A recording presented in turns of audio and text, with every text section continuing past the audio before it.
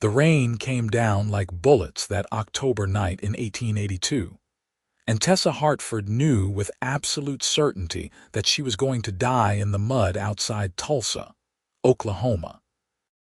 Blood mixed with rainwater as she lay crumpled beside the overturned wagon, her ribs screaming with every shallow breath, her left eye swollen shut from where Jacob's fist had connected for the third time that evening.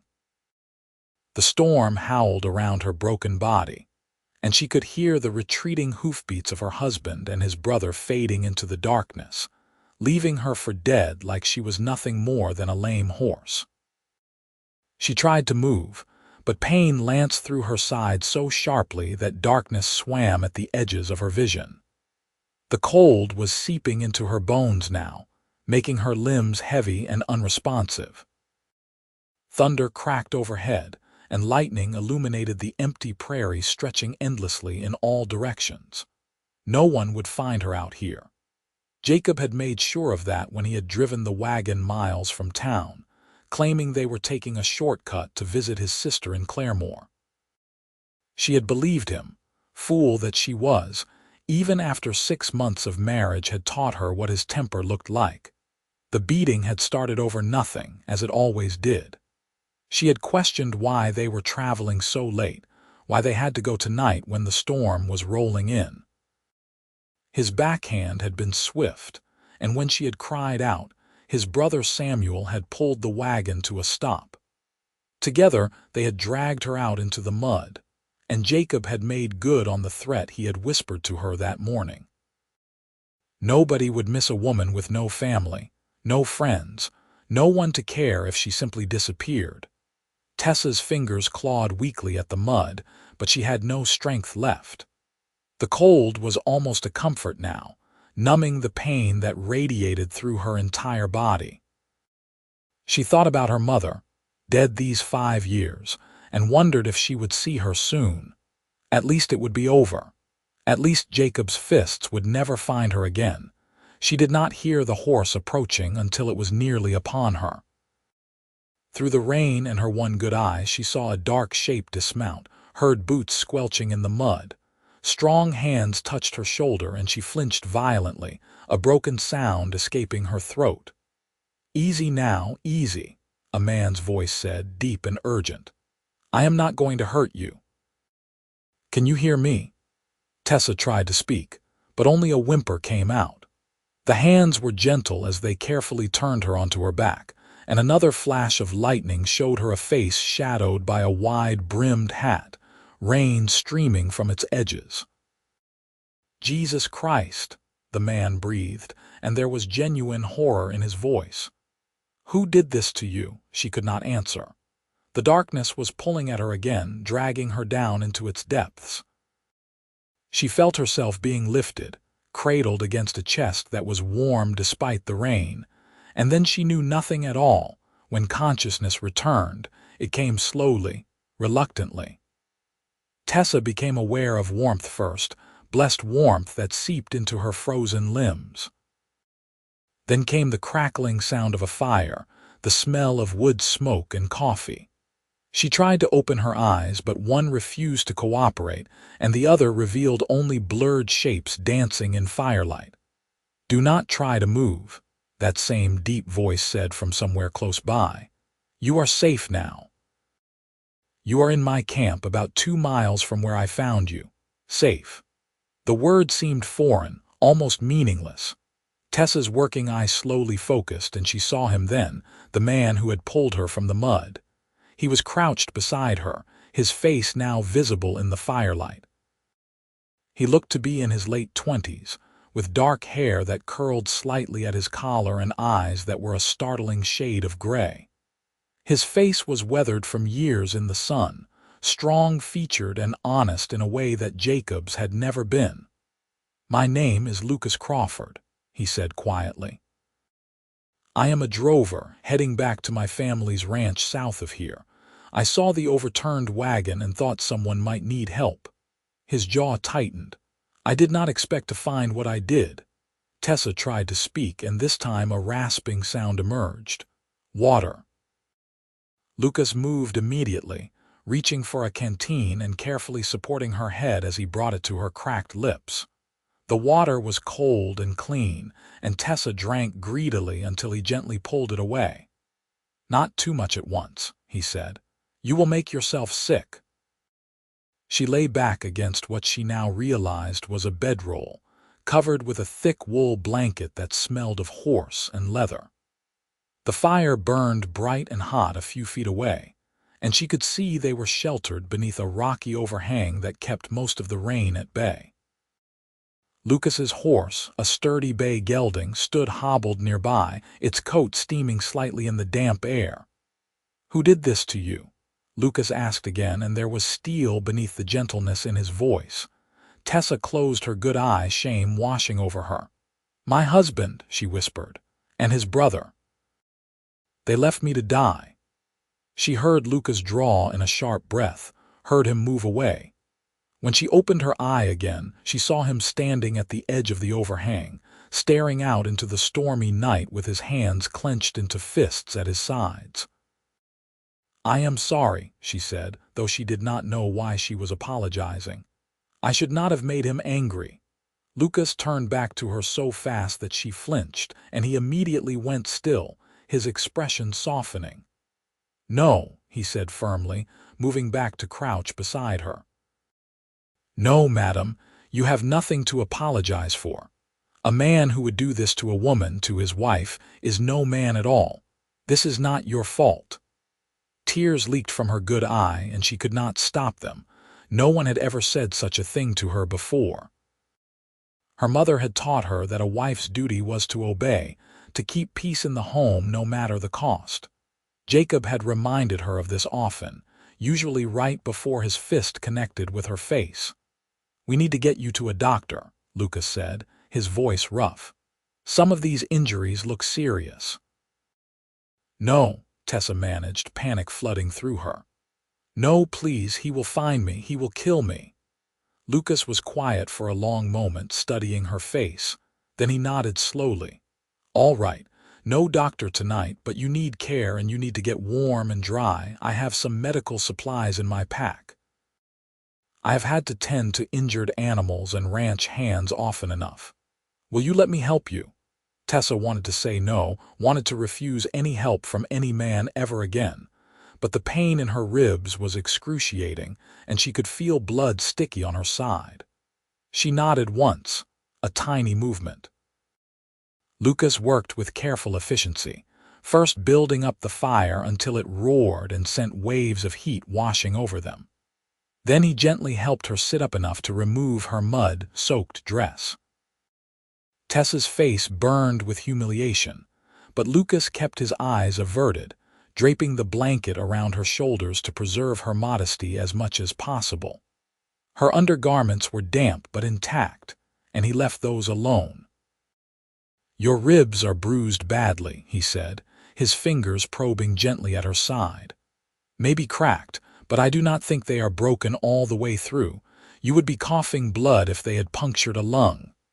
He pulled out a roll of clean cloth from his saddlebag. "I am going to wrap them. It will hurt, but it will help you breathe easier." He was right about the pain. Tessa bit down on her lip hard enough to draw blood as Lucas wound the cloth around her torso, but his hands were as gentle as they could be. When he finished, he draped her wet dress near the fire to dry and gave her one of his own shirts to wear. It hung on her like a tent, but it was warm and dry and smelled of soap. "Your eye needs tending too," Lucas said, wetting a clean cloth with water from his canteen. "This might sting." It did sting, but Tessa barely noticed. She was too busy watching Lucas's face as he worked, the way his brow furrowed in concentration, the gentle care in every movement. This stranger was showing her more kindness in one night than Jacob had shown her in 6 months of marriage. "Why are you helping me?" she asked quietly. Lucas paused, meeting her gaze. "Because it is the right thing to do, because no one deserves what was done to you." He resumed cleaning the cut on her eyebrow. "My mother raised me better than to leave a person suffering when I can help." "She must be a good woman." She was, Lucas said, and there was old grief in his voice. "She passed 2 years ago. Fever took her in the winter of 1880. My father followed her 6 months later. I think he died of a broken heart as much as anything else." "I am sorry," Tessa said, and she meant it. Lucas shrugged, but she could see the pain in his eyes. "It is the way of things, I suppose. At least they are together now." He finished cleaning her wounds and sat back. "You should try to sleep. Your body needs rest to heal." But Tessa was not ready to close her eyes, not ready to face the nightmares she knew would come. "Tell me about your ranch," she said instead. Lucas settled himself on the other side of the fire, pouring himself a cup of coffee from a battered pot. "It is not much," he said.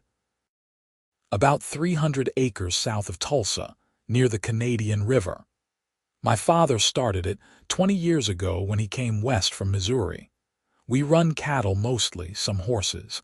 It has been hard managing it on my own since they passed, but I am making it work." "No wife?" Tessa asked, then immediately regretted the forward question, but Lucas just shook his head, a faint smile crossing his face. "No wife. I have been too busy keeping the ranch going to think much about courting. Most of the decent women in these parts are already spoken for anyway." He took a sip of his coffee. "What about you? How did you end up married to a man like that?" Tessa looked down at her hands, picking at the blanket. "I had no choice. My mother died and left me with nothing. No money, no property, no family. Jacob worked at the mercantile where I was trying to find work. He seemed kind at first, offered to marry me, give me a home. I thought I was lucky."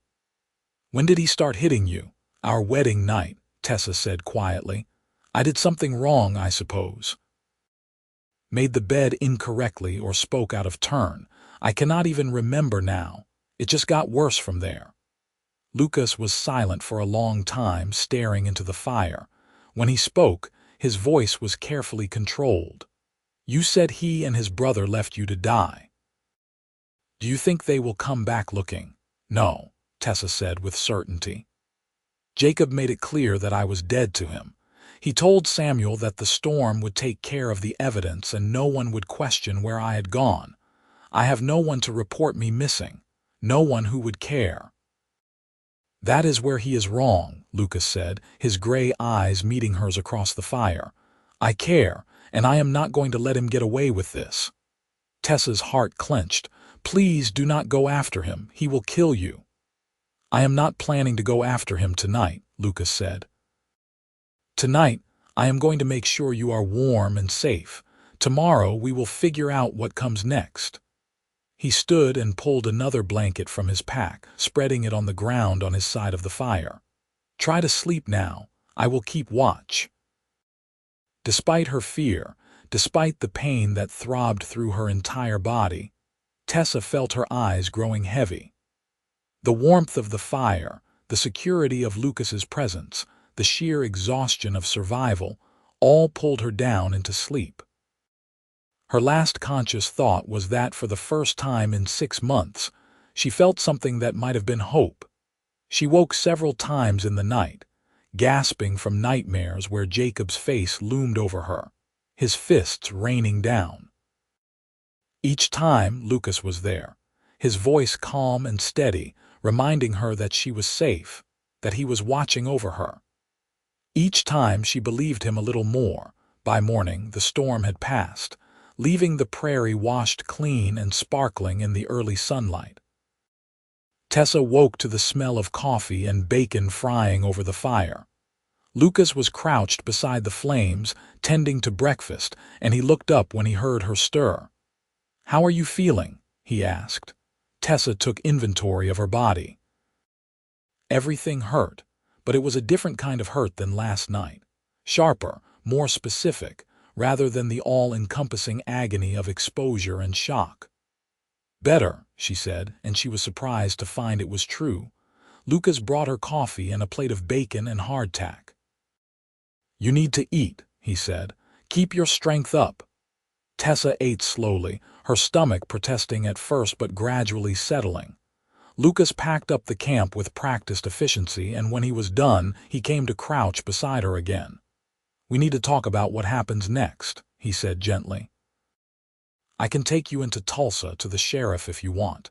You could report what happened." Tessa shook her head violently, pain shooting through her neck. "No, the sheriff is Jacob's cousin. He would never believe me over family. And even if he did, what then? Jacob is my legal husband. The law gives him the right to discipline his wife as he sees fit." Lucas's jaw clenched, but he did not argue because they both knew she was right. The law in 1882 was not kind to women, especially women with no family or resources of their own. "Then what do you want to do?" he asked. Tessa looked at this man who had saved her life, this stranger who had shown her more kindness than she had known in years. An idea was forming in her mind, terrifying and impossible, and yet somehow right. "You said your ranch needs help," she said slowly.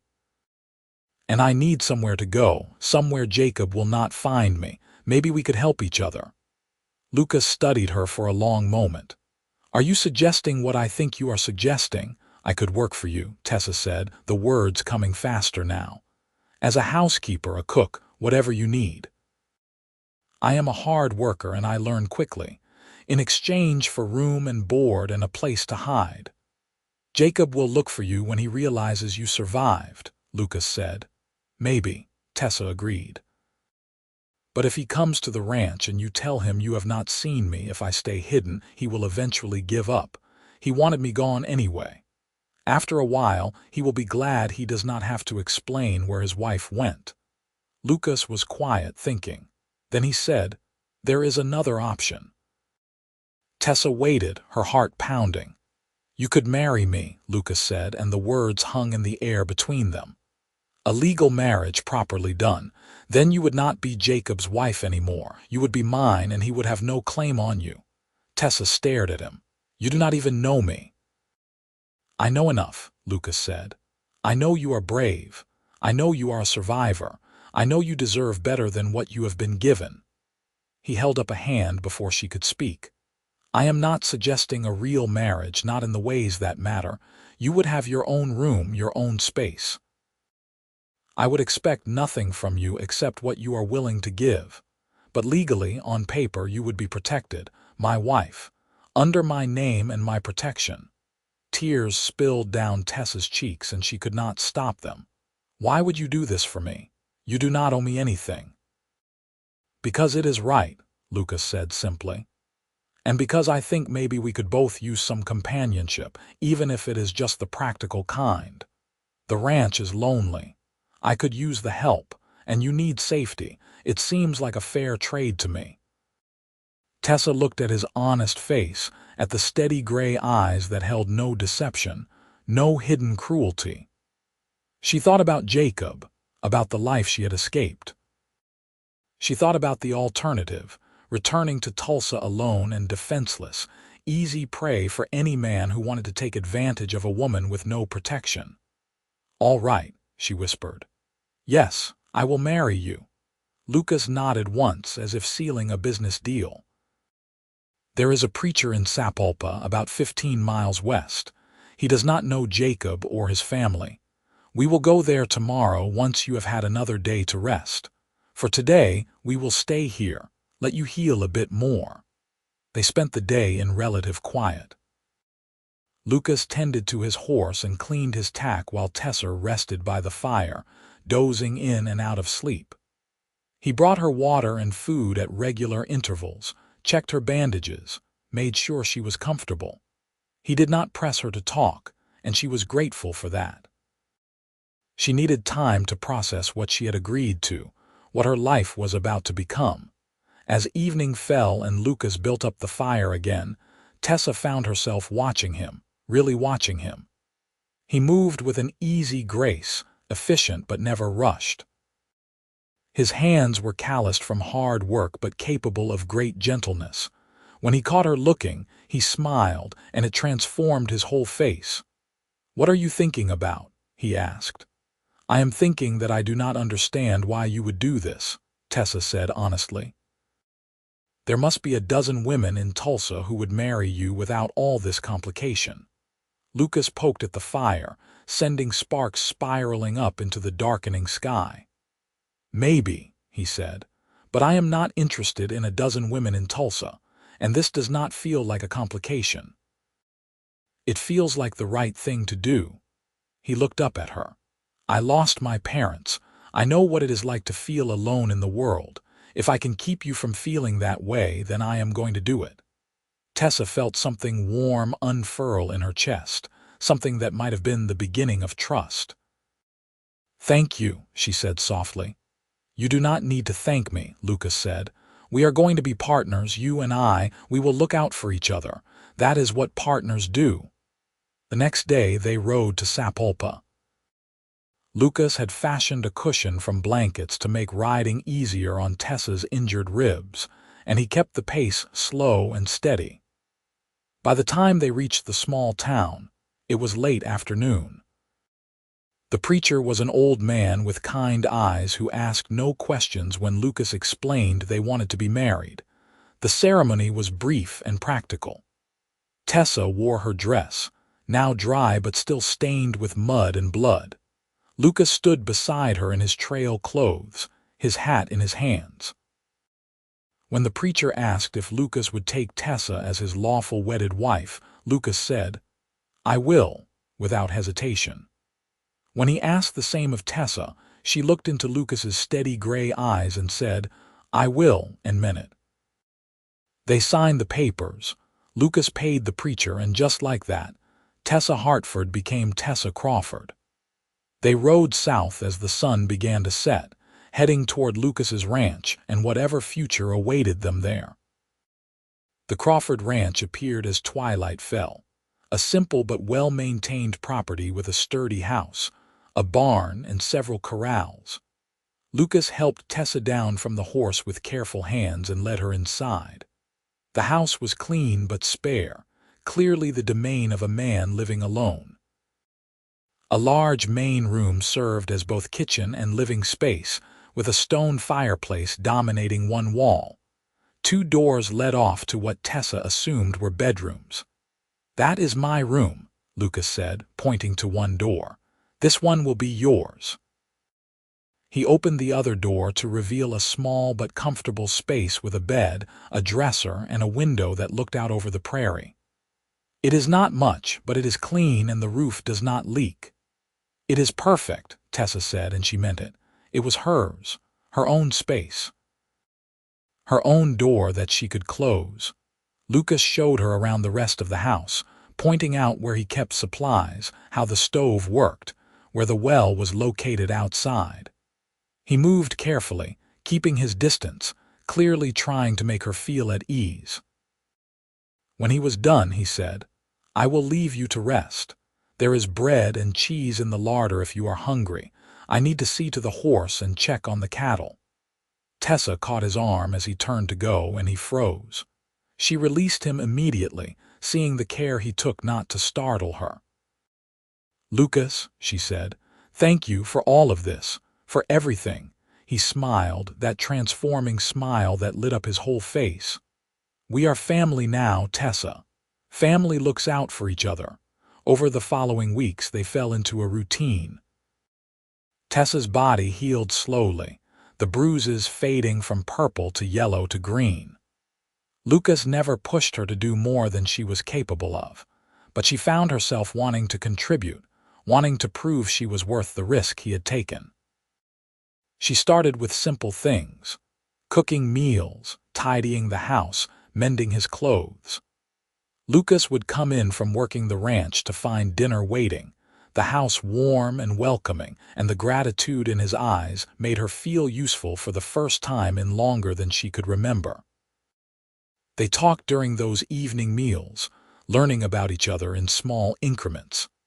Lucas told her about growing up on the ranch, about his father teaching him to ride and rope and brand, about his mother's garden, now overgrown and wild, that he did not have the heart to tend. Tessa told him about her childhood in Arkansas, about her mother's small dress shop, about the fever that had taken her mother and left Tessa alone at 18 with nothing but debt and desperation. "I should have been smarter," Tessa said one night as they sat by the fire, her mending in her lap. "I should have seen what Jacob was before I married him." "He fooled you," Lucas said from where he sat cleaning his rifle. "That does not make you stupid. It makes him a liar." "I just kept thinking that if I tried harder, if I was better, he would stop," Tessa said, her hands stilling on the shirt she was mending. "That it was my fault somehow." Lucas set down his rifle and looked at her directly. "Tessa, listen to me. Nothing you could have done would have changed him. Men like that, they do not hit because of something you did. They hit because of something broken inside them. You could have been perfect, and he still would have found an excuse." Tessa felt tears prick her eyes, but they were different from the tears she had cried before. These were tears of release, of letting go of the guilt she had carried for so long. "How did you get to be so wise?" she asked, trying to smile. "I am not wise," Lucas said. "I just know what is right and what is wrong, and what he did to you was wrong." As October turned to November, Tessa grew stronger. The pain in her ribs faded to a dull ache, and her eye healed completely. She began taking on more of the household duties, and Lucas began teaching her about the ranch. He showed her how to feed the chickens he kept in a coop behind the house, how to collect eggs without spooking the hens. He taught her to recognize the different cattle by their markings, to understand the rhythms of ranch life. One morning in early November, Tessa woke to find the house cold and Lucas already gone. She built up the fire and started coffee, then went to the window and saw him in the corral with a young horse, working patiently to accustom it to the saddle. She watched him for a long time, admiring the calm patience he showed the nervous animal, the way he spoke to it in low, soothing tones. When he came in for breakfast an hour later, she had eggs and bacon waiting. Lucas washed up at the basin and sat down with a grateful sigh. "That sorrel mare is coming along well," he said. "Another week or two and she will be ready to ride. I am thinking of keeping her rather than selling her.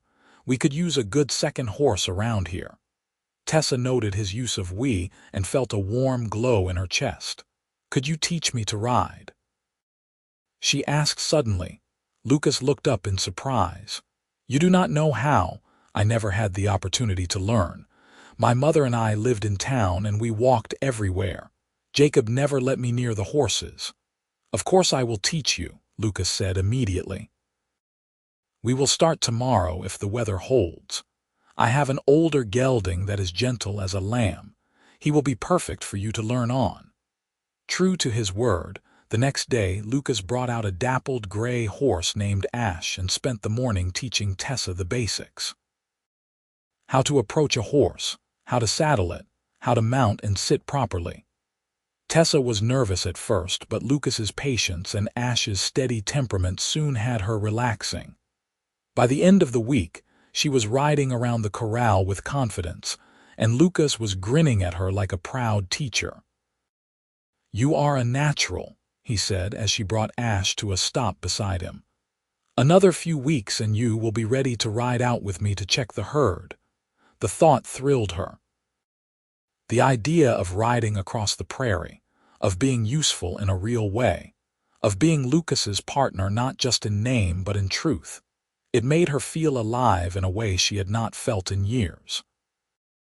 As winter approached and the days grew shorter, Tessa found herself thinking less and less about Jacob and more about her new life.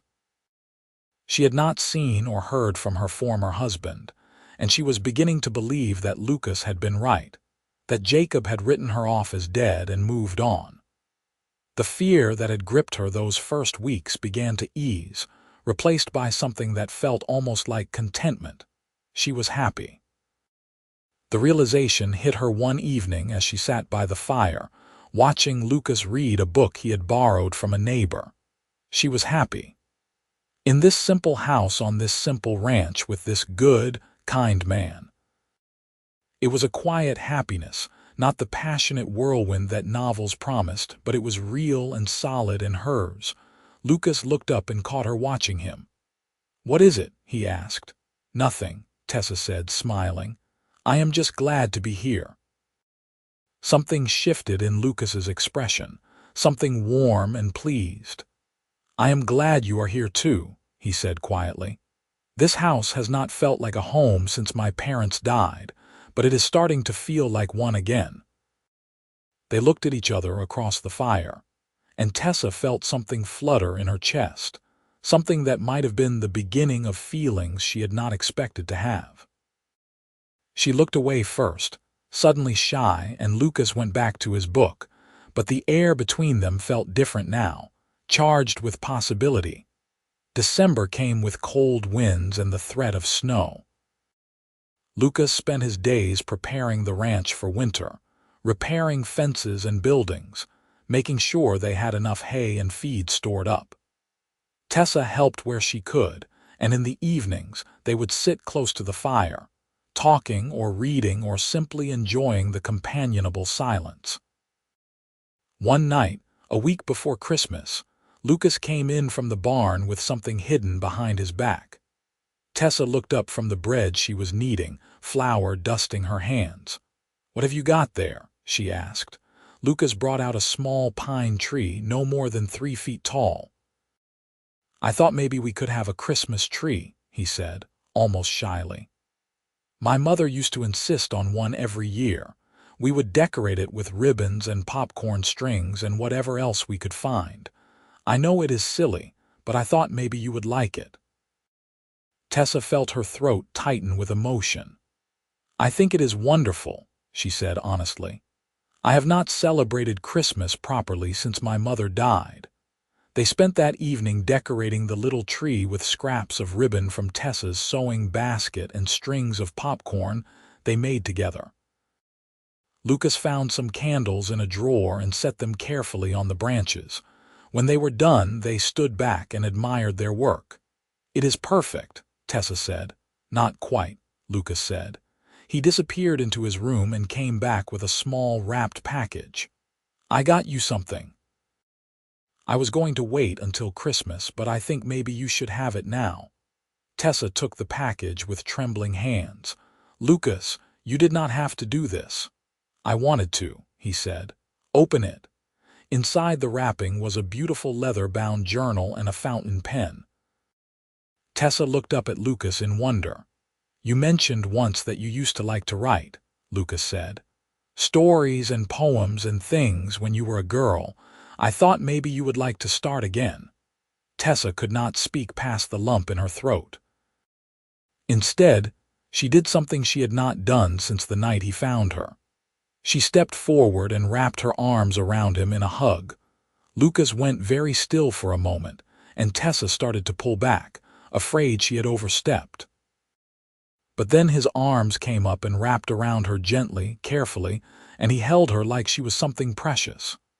They stood like that for a long moment, and Tessa felt safe in a way she had never felt with any man. "Thank you," she whispered against his chest. "For everything. For saving me, for protecting me, for giving me a home and a life. Thank you." Lucas's arms tightened slightly. "You do not need to thank me, Tessa. You have given me just as much. This ranch, it was just a place I worked before. Now it is a home again. That is because of you." Tessa pulled back enough to look up at him, and what she saw in his eyes made her breath catch. There was affection there, real affection, and maybe something deeper, something that looked like the beginnings of love. "Lucas," she said softly, and he looked down at her with such tenderness that her heart ached. "I know we agreed this would just be a practical arrangement," Lucas said, his voice rough. "But Tessa, I cannot pretend anymore. Somewhere along the way these past 2 months I started to care about you, really care about you, and if you do not feel the same way, that is all right. I will not push, but I needed you to know." Tessa felt tears spill down her cheeks, but they were happy tears. "I care about you too," she said. "I think I have been falling in love with you for weeks now, but I was afraid to admit it. afraid it was too soon, or that you would think I was foolish, or that I was just grateful and confusing gratitude with something else. But it is not gratitude, Lucas. What I feel for you, it is real." Lucas cupped her face gently in his hands, his thumbs brushing away her tears. "Can I kiss you?" he asked, and the fact that he asked, that he gave her the choice, made Tessa love him even more. "Yes," she whispered. "Please." His kiss was gentle and sweet, nothing like the brutal kisses Jacob had forced on her. Lucas kissed her like she was precious, like she was cherished, and Tessa felt something inside her that had been broken begin to heal. When they pulled apart, they were both smiling. "I have wanted to do that for weeks," Lucas admitted, his forehead resting against hers. "Why did you not?" Tessa asked. "Because I wanted you to feel safe," Lucas said. "I did not want you to think I expected anything from you, or that I had saved you with ulterior motives. I needed you to know you could trust me." "I do trust you," Tessa said firmly. "You are the only man I have ever truly trusted, and I love you, Lucas Crawford. I love you with everything I have." "I love you too, Tessa," Lucas said, and kissed her again. That night, for the first time since their wedding, Tessa did not go to her own room. Lucas carried her to his, and they made love slowly and tenderly, with more care and gentleness than Tessa had known was possible. Afterward, as she lay in his arms, safe and warm and loved, she thought about the night in the storm when she had been certain she was going to die. She thought about how Lucas had found her, had warmed her back to life by the fire, had given her not just survival but a reason to live. "What are you thinking about?" Lucas asked, running his fingers through her hair. "I am thinking that I am glad the storm brought you to me," Tessa said. "I am thinking that maybe sometimes the worst things lead to the best things. And I am thinking that I cannot wait to spend the rest of my life with you." Lucas kissed the top of her head. "Rest of our lives," he said. "I like the sound of that." Christmas came and went in a blur of happiness. Lucas and Tessa exchanged simple gifts and cooked a feast together. They made love by the firelight and talked about their dreams for the future. Tessa told him she wanted to help him expand the ranch, maybe add more horses to breed and train. Lucas told her he wanted to rebuild his mother's garden in the spring, have Tessa plant whatever flowers and vegetables she wanted. "And maybe," he said hesitantly, "someday, when you are ready, we could think about children." Tessa's hand went to her stomach almost reflexively. The thought of carrying Lucas's child, of raising a family with him, filled her with a joy she had not anticipated. "I would like that," she said. "Not right away, but someday. Yes." The winter passed peacefully. Tessa became a skilled rider, often accompanying Lucas as he checked on the cattle or rode the property lines. She learned to help with the calving in the spring, to brand and rope and do all the things a ranch wife needed to know. The neighbors who stopped by grew accustomed to seeing her working alongside Lucas, and they accepted her as one of their own. Jacob's name never came up. As far as anyone knew, Tessa had appeared from nowhere, married Lucas, and settled into ranch life. If anyone thought it strange that Lucas had suddenly acquired a wife, they did not say so to his face. The people of the territory learned long ago not to ask too many questions about where people came from or what they were running from. Spring turned to summer, and Tessa and Lucas fell into the comfortable rhythm of a married couple truly in love. They worked hard during the day and fell into bed exhausted at night, but always with time for a kiss, an embrace, words of affection. The physical scars from Tessa's beating had long since faded, and the emotional ones were healing, soothed by Lucas's constant love and patience. In August, Tessa realized she was pregnant. She told Lucas one evening after dinner, and his face transformed with such pure joy that she laughed and cried at the same time. He picked her up and spun her around carefully, then set her down and knelt to press a kiss to her still flat stomach. "We are going to have a baby," he said in wonder. "Tessa, we are going to have a baby. Are you happy?" she asked, though she could see the answer in his face. "I am more than happy," Lucas said, standing and pulling her into his arms. "I am the luckiest man alive. The pregnancy was not easy." Tessa was sick for the first few months, barely able to keep food down. Lucas was endlessly patient, holding her hair when she retched, bringing her weak tea and dry bread, doing extra chores so she could rest. As her belly grew, he became even more protective, refusing to let her do any heavy lifting, insisting she stay off the horses. "I am not made of glass," Tessa protested one day in December as she watched him carry water from the well. "I know," Lucas said, kissing her nose. "But you are carrying something precious, and I am not taking any chances." Their son was born on a cold February night in 1884, delivered by a midwife from a neighboring ranch. The labor was long and difficult, and there were moments when Lucas feared he would lose them both. But Tessa was strong, stronger than anyone knew, and when the sun rose, she held a squalling, red-faced baby boy in her arms. "He is perfect," Lucas said, tears streaming down his face as he looked at his son. "He looks like you. He has your eyes," Tessa said, exhausted but radiant. "What should we name him?"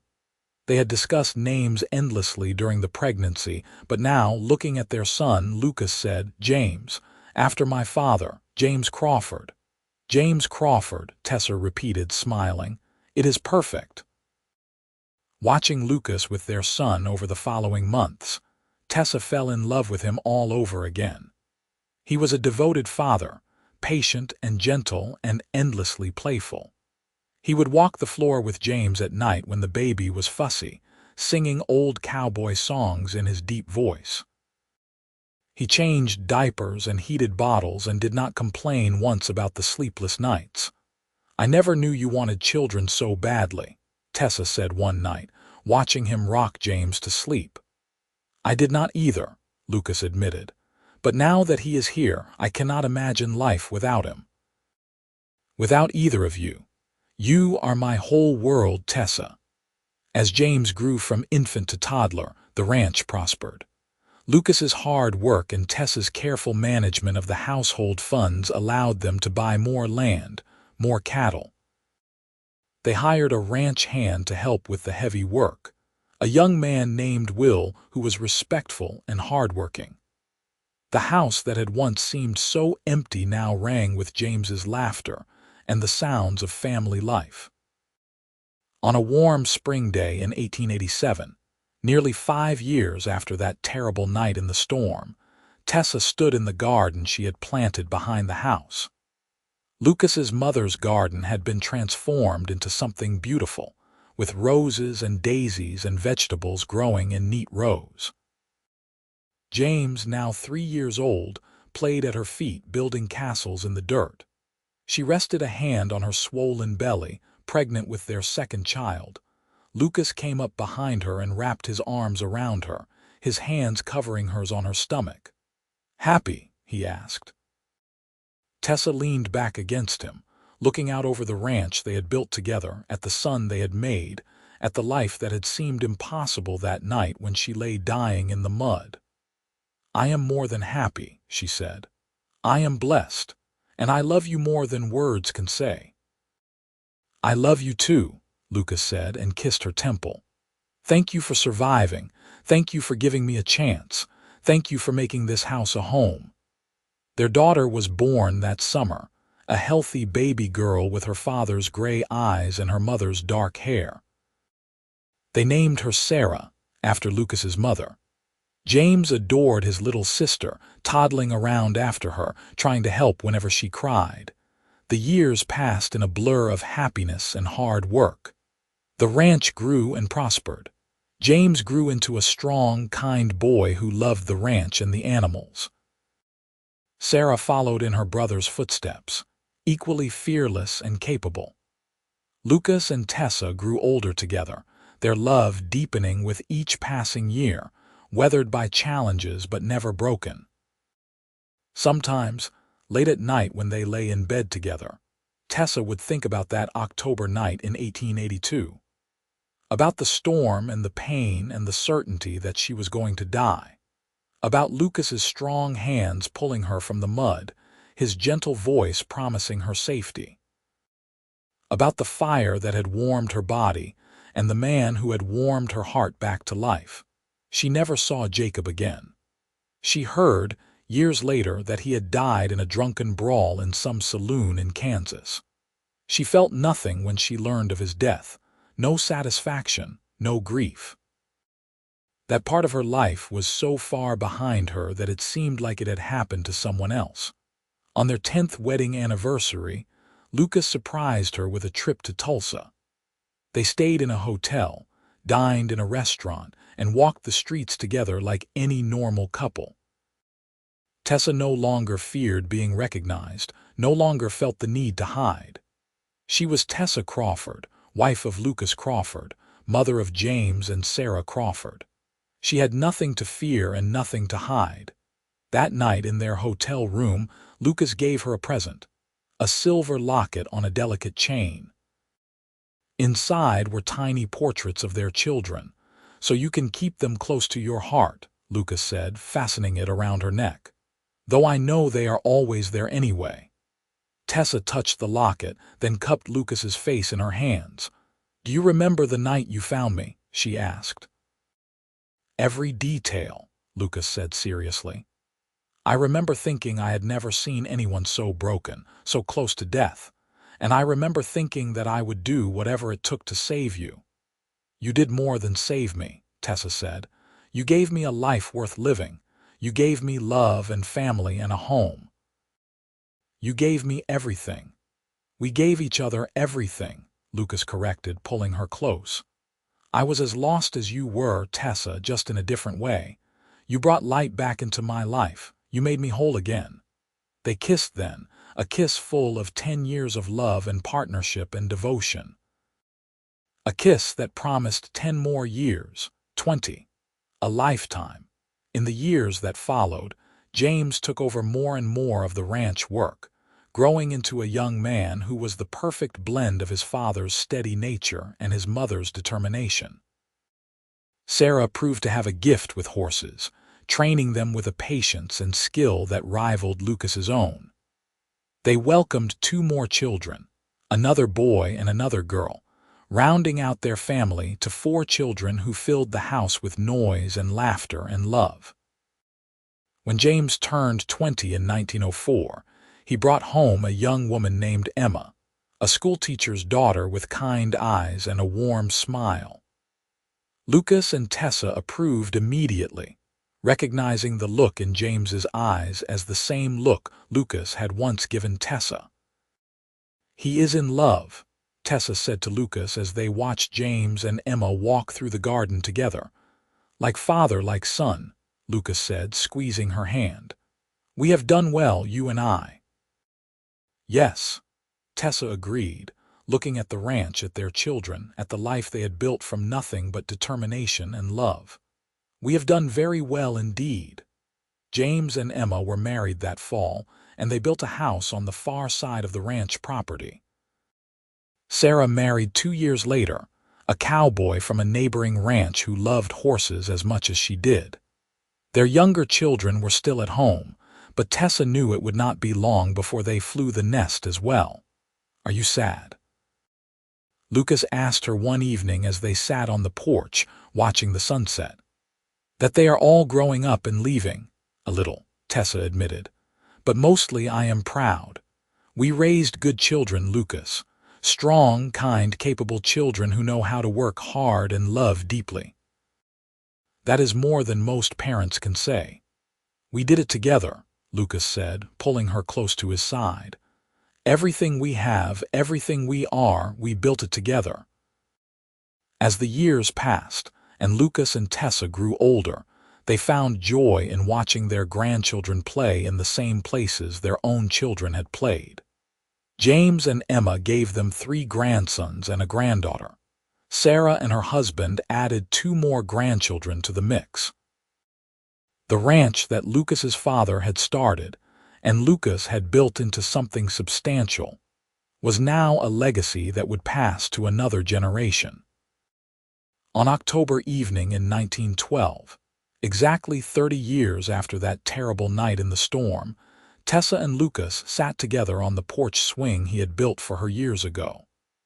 Their hair was gray now, their faces lined with age and weather, but their hands were still clasped tightly together. "Do you ever think about that night?" Tessa asked quietly. "The night you found me, sometimes," Lucas said. "I think about how close I came to riding past that overturned wagon. I was tired and cold and just wanted to get home. But something made me stop, something made me go check." "Fate," Tessa said. "It was fate." "Maybe," Lucas agreed. "Or maybe it was just luck. Either way, I am grateful for it. That night brought me you, and you brought me everything else. This family, this life, this love, all of it started with you." Tessa rested her head on his shoulder, comfortable and content. "I was dead that night," she said softly. "In every way that mattered, I was dead, and you brought me back to life. Not just with the fire, though that helped, but with your kindness, your patience, your love. You showed me that life could be beautiful, that love could be gentle, that I deserved happiness. And then you gave me 30 years to experience all of it." "And we are not done yet," Lucas said firmly. "We have many more years ahead of us, you and I." They did have more years, good years filled with the love of family and the satisfaction of work well done. But all things must end eventually, and when Lucas passed away peacefully in his sleep in the winter of 1920, Tessa felt the loss like a physical wound.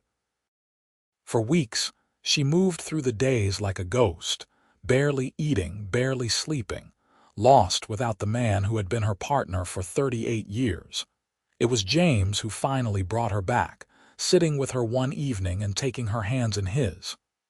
"Mother," he said gently, "Father would not want you to fade away like this. He would want you to live, to enjoy the family you built together, to remember him with joy instead of sorrow."